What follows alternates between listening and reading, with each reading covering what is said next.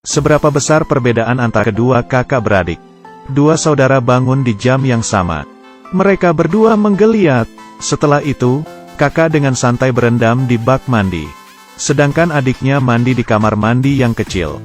Saat sarapan, kakak memakan roti panggang.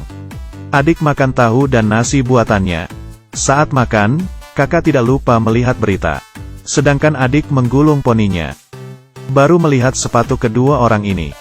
Kakak yang selalu memakai sepatu hak tinggi. Adik yang selalu pakai sepatu olahraga. Hanya punya satu sepatu hak tinggi yang rusak. Tidak ada cara. Dia harus memperbaikinya sendiri, tidak seperti kakak. Punya banyak tas mewah. Dua orang dengan gaya berbeda keluar dari rumah. Satu yang anggun, yang satunya dengan gaya sederhana. Kakak punya sopir yang mengantarnya kerja. Tapi adik hanya bisa berjalan. Selalu khawatir terlambat, tapi tujuan mereka adalah sebuah tempat yang sama. Sebuah seminar besar. Saat kakak diwawancarai di panggung, tiba-tiba, adik itu merebut mikrofon. Apakah Anda sudah memilih pilihan yang egois? Nona Su Rencai.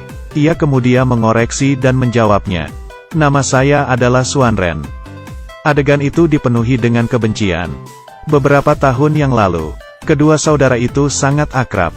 Mereka selalu makan bersama, pergi ke sekolah bersama, tidak pernah terpisahkan. Tapi pada hari ini, ayah dan ibu bertengkar hebat.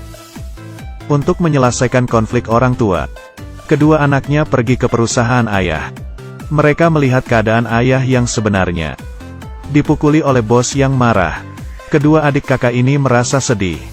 Ketika tiba di rumah, mereka mengatakannya pada ibu. Tapi ibunya hanya memikirkan uang. Dia tidak lagi peduli dengan situasi ayah. Pada saat itu, ayahnya pulang ke rumah. Dia mendengar obrolan itu dan menyuruhnya untuk bercerai. Ibunya yang lelah setuju. Hanya masalahnya kedua putrinya akan tinggal dengan siapa. Dan ini juga awal kehidupan mereka yang berbeda. Bas akan segera berangkat. Pria ini bergegas ke depan.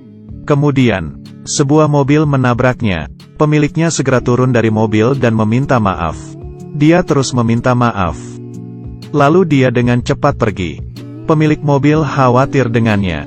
Dia hanya bisa berkata bahwa dia baik-baik saja. Kemudian naik ke bus. Tujuannya adalah untuk ikut konferensi investasi penting.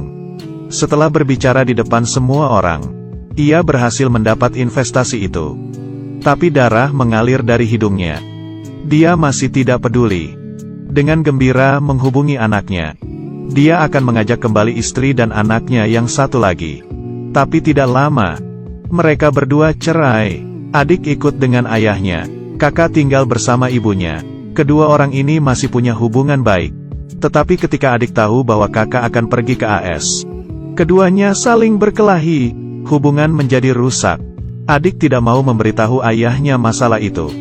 Tapi sambil menangis dia berkata ingin makan ayam.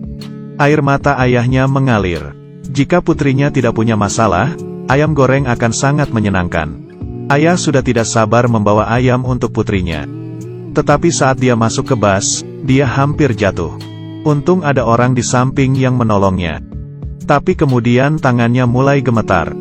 Dan mulai bergumam. Penumpang lain mengiranya terlalu banyak minum alkohol.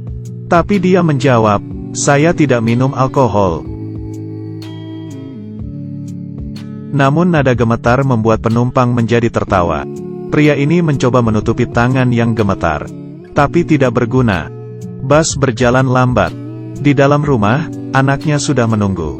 Akhirnya tiba di terminal. Penumpang sudah pulang. Tapi ayah masih tertidur. Kemudian, ayam goreng di tangannya jatuh. Tumpah ke lantai. Pria itu meneteskan air mata. Tubuhnya tidak lagi bergerak. Adiknya tidak bisa menunggu ayam goreng ayahnya. Saya pikir kehidupan anak dan ayah akan bahagia. Tapi kecelakaan selalu datang lebih awal. Adik dibesarkan oleh nenek. Saat dia besar nanti, dia akan bekerja keras.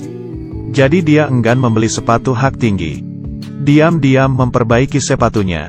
Tapi pikirkan baik-baik, apakah ia bisa menyembunyikan dari kakaknya?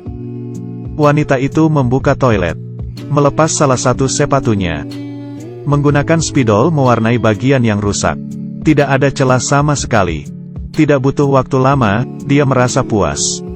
Mengganti sepatu dan memperbaikinya. Kali ini bagian depan sepatu. Akhirnya selesai. Setelah memakai sepatu melihat sekeliling. Sepertinya tidak ada masalah. Mengambil tas dan keluar. Mempersiapkan dirinya bertemu dengan kakak. Bertahun-tahun lalu setelah ayah ibu bercerai. Kakak memilih hidup mewah dengan ibu.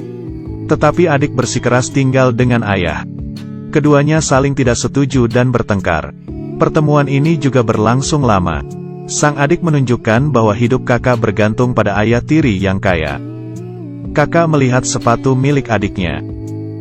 Tertawa tanpa berkata apa-apa. Kemudian dia mengatakan bahwa pilihan kedua adalah benar. Sangat gembira. Adik langsung berkata dia punya pacar palsu Namdosan. Dan berjanji akan membawa ke pestanya. Karena tidak ada orang yang bernama Namdosan. Ia putus asa mencari nenek. Ia berkata ingin bertemu Namdosan. Tapi itu hanya sahabat pena fiktif nenek. Tidak ada aslinya. Nenek hanya bisa mencari orang yang menyamar menjadi Namdosan. Ini adalah Huayun. Mereka bertemu untuk membahas rencana ini. Tapi kerjasama mereka berakhir gagal. Malam hari, adik datang sendirian ke pesta. Melihat orang asing di sekitarnya. Dia diam-diam melihat kakaknya. Seluruh orang tidak seperti dirinya. Tiba-tiba, lampu redup. Namdosan muncul di depannya. Ini pertama kali keduanya bertemu. Di pesta ini, sepertinya adik perempuan lebih baik.